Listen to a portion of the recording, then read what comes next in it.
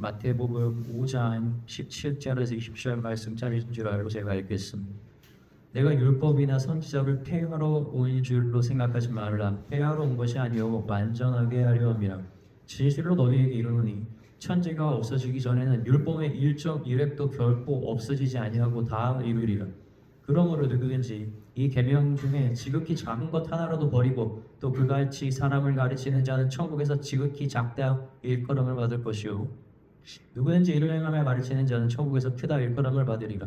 내가 너희에게 이르노니 너희 의가 서기관과 바리새인보다 더 낫지 못하면 결코 천국에 들어가지 못하리라. 아멘. 오늘 말씀은 율법에 대해서 예수님이 어떻습니까? 단어적으로 더욱더 강조하고 있는 느낌을 받지 않습니까? 내가 온 것이 율법을 없애려고 하는 게 아니다. 게다가 내가 너희에게 준 어떠한 율법 중에 이런 일점이라도 그것을 없애거나 또 그렇게 가르치는 자는 천국에서 잠을 것이다 라고 말씀을 하고 있죠. 아니 어떻게 이걸 다 지킬 수 있을까? 그러면서 또 5절 받지 않습니까? 너희의 의가 누구요? 서기관과 바리새인보다 낫지 아니하면 결단코 천국에 들어가지 못할 것이라고 말씀하고 있습니다. 저는 이 부분에서 여러분과 율법에 대해서 조금 더 깊이 보고 싶어요.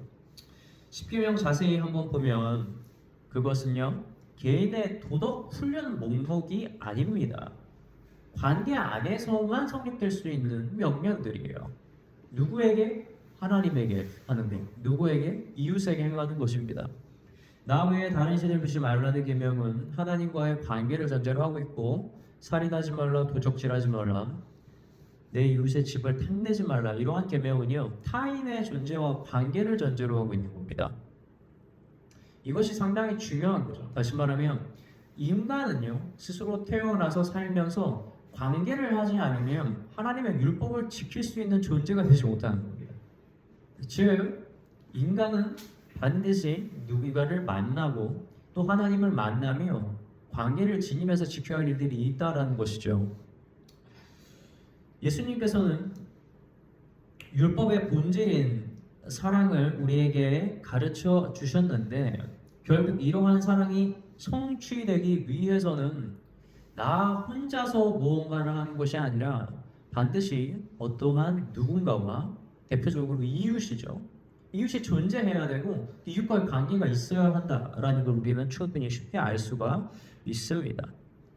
그래서 율법은 처음부터 우리에게 이렇게 말하는 거예요. 너희는 완전한 존재가 되어야 한다라는 본질적인 문제가 아니라 무엇이죠? 너희는 스스로서 존재하는 것에 대한 의미를 가질 수가 없다라고 하는 존재론이죠. 우리는 산다는 것 자체가 이미 누군가로부터 받아서 살고 있고 누군가에게 영향을 주면서 사는 것이고 이것이 원래 인생인 거예요. 하나님도 그걸 잘 알고 있었고 그 십계명을 보면 원래 이렇게 살아가는 것이 맞다는 걸 알 수가 있죠. 어떤 사람이 뛰어난 요리 실력을 가지고 있다고 해봅시다. 그런데 이 사람이 어떠한 음식의 재료도 만나지 못한다면 이 사람은 그냥 눈앞에 있는 평범한 사람에 불과합니다. 뛰어난 운동선수가 있다고 해봅시다. 수영선수예요. 근데 이 사람이 아무리 뛰어나다 하더라도 이 사람이 물을 만나지 않는다면 그냥 우리 눈앞에 있는 평범한 사람이지 않습니까? 여러분 마찬가지입니다. 그리스도인도 그래요. 내가 말씀을 받고 그 말씀을 기뻐하고 율법대로 살기로 다짐을 했는데 내가 사람을 만나지 않는다? 여러분 사람이 없다? 그러면 어떻게 그리스도인으로서 드러나겠습니까? 어불성설이죠. 이것은 믿음의 원리와도 상당히 비슷합니다. 예수님께서 제자들을 먼저 배를 타고 보내시고 나중에 제자들을 찾아가려고 했어요. 근데 제자들이 배를 탔는데 문제가 생기죠. 강한 폭풍우가 불어요. 앞도 잘 보이지 않는데 배가 막 넘어갈 것 같은 거예요. 제자들이 얼마나 고군분투했겠습니까? 근데 거기다가 엎친 데 덮친 격으로 저기 멀리 하얀 게 보이는데 유령으로 보이는 뭔가가 떠 있는 거예요. 어떻습니까? 이 신체적으로도 정신적으로도 어떠한 가장 큰 어려움의 정점에 달아 있는 상태에 도달하게 된 겁니다, 제자들이. 근데 그때 베드로가 알게 됐어요. 저기에 떠 있는 분이 예수님이라는 걸 알게 되죠. 그래서 베드로가 이렇게 얘기하지 않습니까? 당신이 예수님이면 나를 이쪽으로 좀 오라고 말해 주십시오. 그래서 예수님이 오라고 하죠. 그때 베드로가 우리가 너무나 잘 알고 있는 장면이죠. 어떻게 합니까? 배에서 내립니다. 내릴 수 있는 데가 없는데 내려요. 물로 내리는 거죠. 저는 예전에 이 부분에 대해서 상당히 좀 막연하게 생각을 했는데 전에 그 킹 오브 킹스라는 영화에 보면 요거 상황을 되게 잘 그려놨어요. 앞도 잘 안 보이지 않은 완전 새카만 어둠에 배가 막 뒤집히려고 하는데 그죠? 그때 저 멀리 하얀 걸 보고 제자들이 기겁하라는 거예요. 제가 생각해봤어요. 내가 제자라면 내릴 수 있을까? 뭐죠? 뭐 내리죠? 게다가 베드로면 더 그러지 않겠습니까? 베드로가 누구예요? 오후예요. 이런 경험 해봤던 사람 아니겠습니까? 이런 물에 들어가면요 다 죽는 거예요. 못 나와요. 뭐 옛날에 무슨 구조 도구가 있겠습니까? 좋은 게 하나도 없잖아요. 그냥 빠지면 죽는 겁니다. 그런 바다에서는. 근데 그런 베드로가 내리는 거예요. 그 전까지는 어떻게 했어요? 그 배에서 조금이라도 버텨보기 위해서 그 물과 싸웠던 사람들 아니에요? 막 돛도 막 만져보고 어떻게든 잡고 누구 떨어지지 않도록 그렇게 붙들고 붙들었던 배예요. 근데 그걸 버리는 거예요. 여러분 이게 쉽습니까? 아니죠. 근데 믿음이 그런 거더라고요. 그러니까 우리가 누군가에게 이렇게 얘기할 때가 있어요. 어떤 사람 보고 야 이 사람 참 믿음이 좋더라고 얘기를 하잖아요. 여러분 그거 뭐 보고 얘기하는 건 줄 아세요? 그 사람이 뭐 말씀 되게 잘 알아서 믿음 좋다고 합니까? 말씀 많이 본다고 여러분 믿음 좋은 거 아니에요. 아니면 뭐 저처럼 서가지고 누구에게 말씀을 가르친다 뭐 그러면 믿음이 좋은 겁니까? 여러분 이런 걸로는 믿음이 좋다고 우리 얘기하지 않아요. 믿음이 좋다는 말 누구에게 붙입니까? 이런 사람이에요. 인생을 살다가 자신의 경험을 모두 내려놓고 자신의 생명의 가장 위급한 순간에 하나님의 말씀을 의지한 경험이 있는 사람에게 붙이는 수식어가 뭡니까? 이 사람 믿음이 있다는 얘기인 거예요. 그래서 베드로가 믿음이 있다는 거예요. 왜? 내가 지금까지 붙들었던 그 생명과 자기가 대부분으로서 가졌던 모든 경험을 예수님 오라는 말 앞에 다 내려놓지 않았습니까? 그리고 그 발을 그 물 위에 디디는 거예요. 물리적으로도 말도 안 되는 그런 걸어가는 거죠. 물로 빠지긴 했지만 여러분 베드로가 그렇게 가는 거 여러분 그것이 믿음의 속성인 겁니다. 우리는 여기서 되게 잘 봐야 되는 것이 있어요. 그래 믿음은 말씀대로 하는 거야 라고 할 수 있죠. 근데 여러분 거기에서 멈추면 안 됩니다. 왜 그러냐면 예수님께서 광야에서 당한 두 번째 시험을 여러분은 눈여겨봐야 됩니다. 제가 그 말씀을 읽어드릴게요. 어떤 시험을 당했는지. 마귀가 예수를 거룩한 성에 데려가 성전 꼭대기에 세우고 이르되 내가 만일 하나님의 아들이거든 뛰어내리라 기록되었으되 그가 너를 위하여 그의 사자들을 명하시리니 그들이 손으로 너를 받들어 발이 돌에 부딪히지 않게 하리로다 해야 되니라. 이 말씀 실제로 성경에 있습니다. 예수님 잘 알고 있었죠. 그러면 예수님이 올라가서 뛰어내리면 말씀대로 천사들이 바칠 겁니다. 여러분 여기에 대해서는 의심의 여지가 없어요. 예수님이 근데 안 하셨죠. 뭐라고 말씀하셨습니까? 주 너의 하나님을 시험하지 말라 이렇게 말씀하실 겁니다. 여러분 얼핏 보면 베드로의 상황과 너무 비슷하지 않습니까? 베드로가 말씀에 의지해서 어떻게 했어요? 자기가 타고 있던 배에서 물로 발을 디딘 것처럼 예수님도 말씀에 따라서 높은 성장 꼭대기에서 자신의 발을 허공으로 디딜 수 있는 것 아니겠습니까? 근데 여러분 우리는 이곳에서 본질적인 차이를 한 가지를 알아야 합니다. 이게 무엇이 차이가 있어요? 베드로가 배에서 내렸을 때는요 이거는요 믿음에 대한 베드로의 순종이 있은 거예요. 베드로는 사람이잖아요. 그렇죠? 그럼 베드로가 이곳에서 내림으로 인해서 무엇을 보여줬습니까? 예수님의 말씀이 놀랍도록 실현되는 것을 증거하게 된 거예요. 세상에 예수님을 향한 메시지가 되는 것이죠. 그리고 그 기적을 지금 우리도 보고 있는 것 아니겠습니까? 근데 여러분 예수님의 성전에서 뛰어내리는데 천사가 바치는 것은 의미가 어떤 의미일까요? 없어요. 아무 의미도 없습니다. 이건 본질적으로 뭐냐? 이거예요. 하나님이 한 말이 진짜로 되나 안 되나 하는 겁니다. 시험인 것이죠. 되게 비슷한데 다르지 않습니까? 한 가지는요 무엇이에요? 믿음을 드러내는 거고 한 가지 하나님을 시험하는 거야. 똑같이 발을 말씀에 따라 내딛는데 이 차이의 딱 본질이 한 가지지 않습니까? 뭡니까? 세상에 어떻게 보여주냐는 거예요. 제가 지금 저 산 보러 저 바다로 들려서 가라라고 명하잖아요. 여러분 이거 하나님 시험하는 일이에요. 이거 왜 그렇습니까? 이게 세상에 보여줄 수 있는 믿음의 어떤 카테고리가 하나도 없잖아요. 이야기가 없어요. 근데 여기에 만약에 내러티브가 더해졌어요. 그래서 내가 어떠한 일로 인해서 세상에게 반드시 보여줘야 할 상황이 되고 그것으로 인해서 세상에서 하나님 믿음을 보여줄 상황이 된다면 컨텍스트가 된다면 왜 안 되겠습니까? 되겠죠. 저 산 보고 바다로 옮기라고 해도 되겠죠. 그리고 그것은 뭐가 되겠습니까? 믿음의 고백이 될 거예요. 컨텍스트 차이 딱 한 가지입니다. 무엇입니까? 그것을 보고 도전받는 사람이 있느냐 없느냐 거예요. 여러분 이건 사람에 대한 이야기예요. 믿음을 가지고 있다고 하면서 여러분 그것을 믿음을 증거할 수 있는 사람이 여러분 주변에 없으면요 여러분 그 믿음 아니에요. 여러분 혼자서 가지고 있는 믿음은요 그거는요 하나님을 시험하는 도구밖에 되지 않습니다. 아무런 도움이 되지 않는 것이죠. 그래서 예수님이 성전 꼭대기에서 거절한 거예요. 이것이 무슨 의미가 있어요?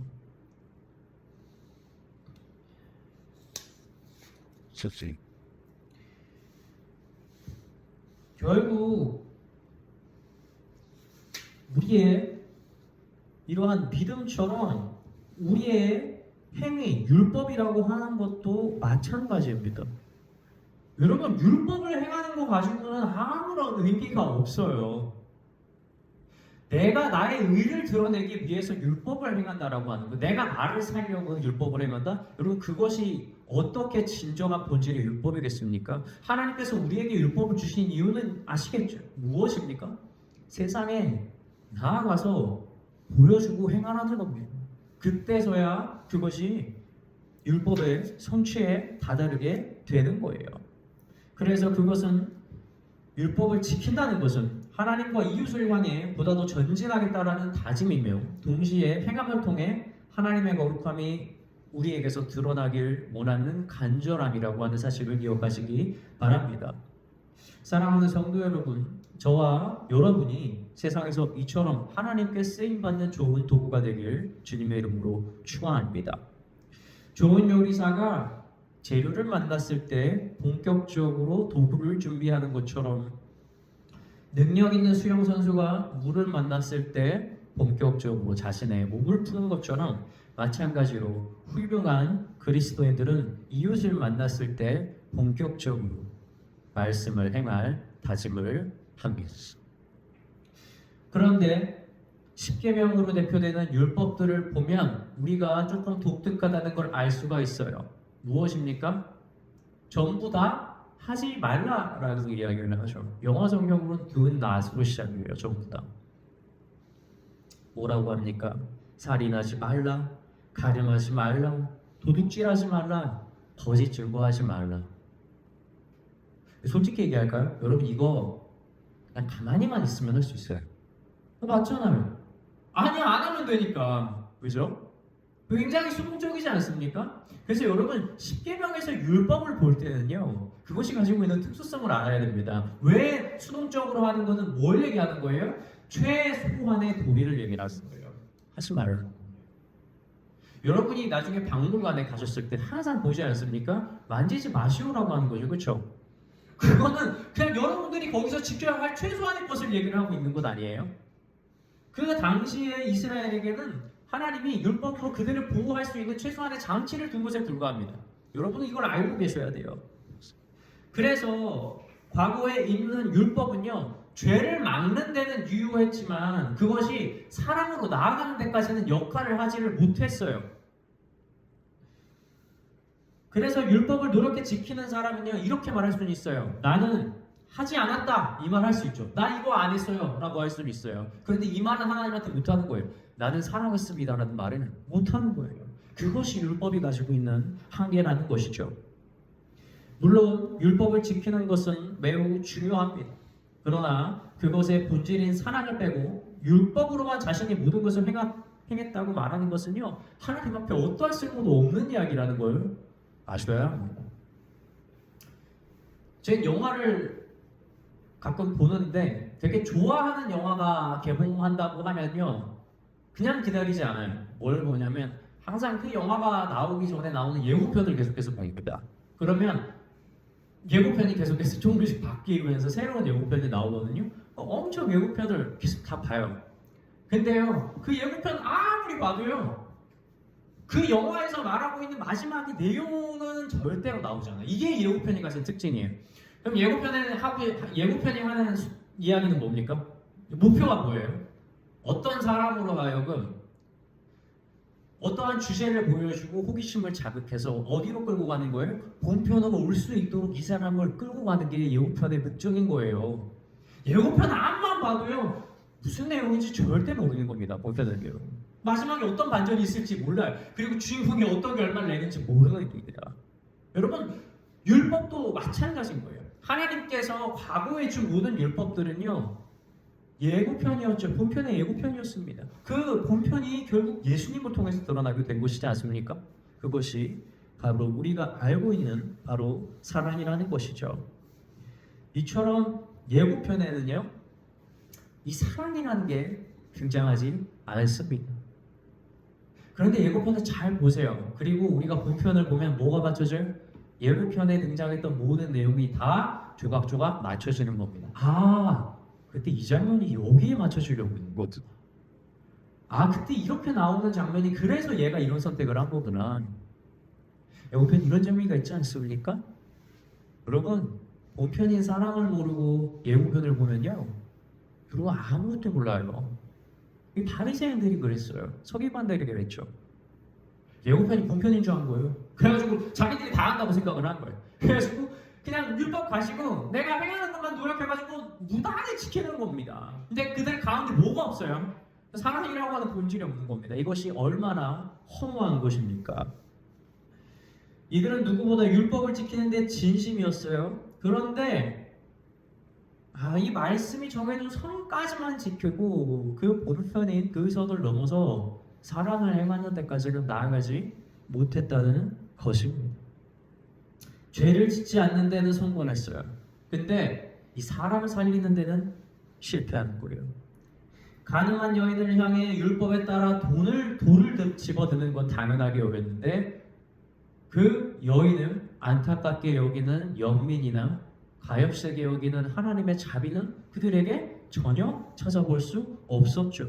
반면 자신의 아내가 결혼 전 임신하여 간음죄를 저질렀다고 생각했던 요셉은 반대로 조용히 그 여인을 살려주고자 했고, 그것이 성경에는 분명히 의로운 자라고 기록이 되어 있다는 것을 우리는 잘 알고 있습니다. 저는 자녀가 넷이라서 집에서 규칙들을 이것저것 많이 세울 수밖에 없어요. 예를 들어 볼까요? 우린 이런 규칙이 있어요. 아이스크림이 만약에 집에 있다면 하루에 한 개만 먹어야 한다는 규칙이 있습니다. 이거 만약에 안 세우면 어떻게 되냐면 아이스크림 먹으려고 하는 애가 나왔을 때 너 그거 먹지 말아라고 하면 이런 말이 반드시 나옵니다. 언니는 3개 먹었는데요? 이렇게 얘기해요. 무슨 말씀이신지 아마 아실 겁니다. 그래서 정해놓은 최소한의 규칙이 아이스크림은 한 개만 먹자라는 거예요. 이거는 제가 왜 정한 거겠어요? 건강적인 측면도 있고 가족 가운데에서 분쟁을 막고자 하는 측면에서 정해놓은 거예요.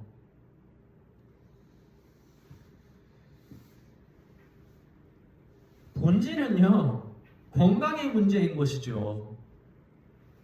부모가 이러한 규칙을 정해 두었다 하더라도요, 여러분, 아이스크림을 하나 먹는 거에서 멈추는 것이 아니라 어떤 아이는 이럴 수도 있어요. 어떤 아이는 부모님이 건강에 대해서 걱정하시는 거야. 밥 먹을 때 의도적으로 야채를 더 먹습니다. 이거 내가 규칙 안 정했거든요. 너 밥 먹을 때 야채 몇 번 먹고 이런 말 안 했어요. 근데 야채를 먹어요. 어떤 애는 과자를 안 먹네. 내가 과자 먹지 말라는 규칙은 안 정했거든요. 그때 과자 안 먹는 거야. 왜 그러냐면 내가 아이스크림을 하나만 먹으라고 하는 그 규칙 가운데 내 본질이 너희들의 건강을 지키는 것은 매우 중요하다는 것을 얘는 알아차린 거예요. 여러분, 그러한 자녀가 어느 날 아이스크림을 2개 먹었다고 칩시다. 그게 그 아이를 죽일 만큼 그렇게 커다란 문제가 됩니까? 아니죠. 근데 어떤 어리석은 아이는요, 계속 자랑해요. 아빠, 나 오늘 아이스크림 하나만 먹었어요. 이 뭐가 중요한 거예요, 이게. 아무 의미 없어요. 그런 거 가지고 자랑할 게 아닌 거예요. 지금 서기관과 바리새인들이 똑같이 자랑하는 겁니다. 하나님, 저 오늘 아이스크림 하나밖에 안 먹었습니다. 이러고 손 들고 기도하고 있는 거예요. 웃기지 않습니까? 그거 왜 저러는 건데요? 그 본질에 대한 사랑을 가르치기 위해서 심어둔 거 아닙니까? 그 당시에 지킬 수 있는 최소한을 만들어 놓은 건데 그거 하나 먹었다고 지금 자랑하고 있는 게 어떻게 하나님 앞에 자랑이 되겠습니까? 안 그래요? 아이스크림을 왜 2개 이상 먹으면 안 되는지 관심 없어요. 그냥 자기들이 하나 먹었다는 걸 자랑하는 것이죠. 그러나 천국에 들어가는 자들은요, 시선이요, 아이스크림을 오르지 않아요.